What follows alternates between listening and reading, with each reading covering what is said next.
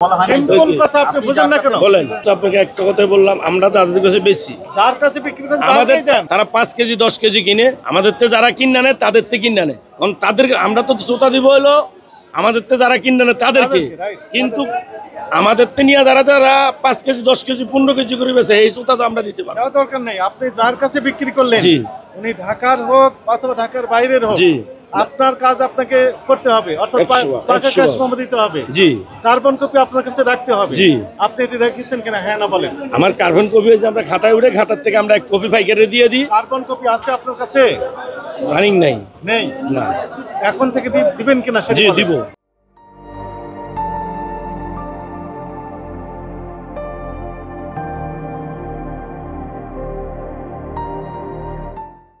এই যে ইতিপূর্বে যে দেননি, এই অনিয়মের কারণে কাঁচা বাজারের যে দর সেটি নিয়ন্ত্রণ করা যাচ্ছে না, নিয়ন্ত্রণহীন ভাবে চলে যাচ্ছে বেড়ে। জি। আপনি বিক্রি করছেন 32 টাকা, জি। 33, 34। জি। এই একই বেগুন বিক্রি হচ্ছে সর্বোচ্চ 100 টাকা, 120 টাকা পর্যন্ত।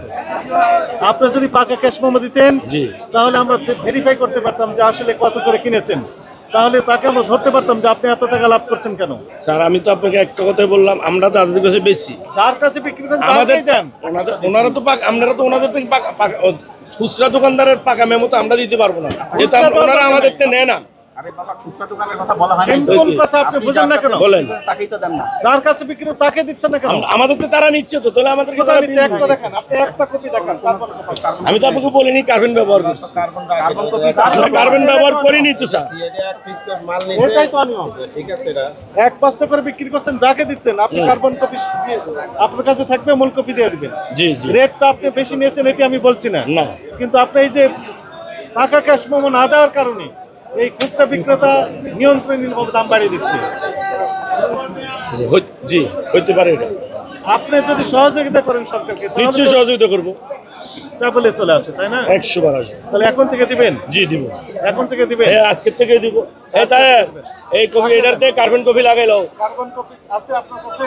কোথায় গেলেন?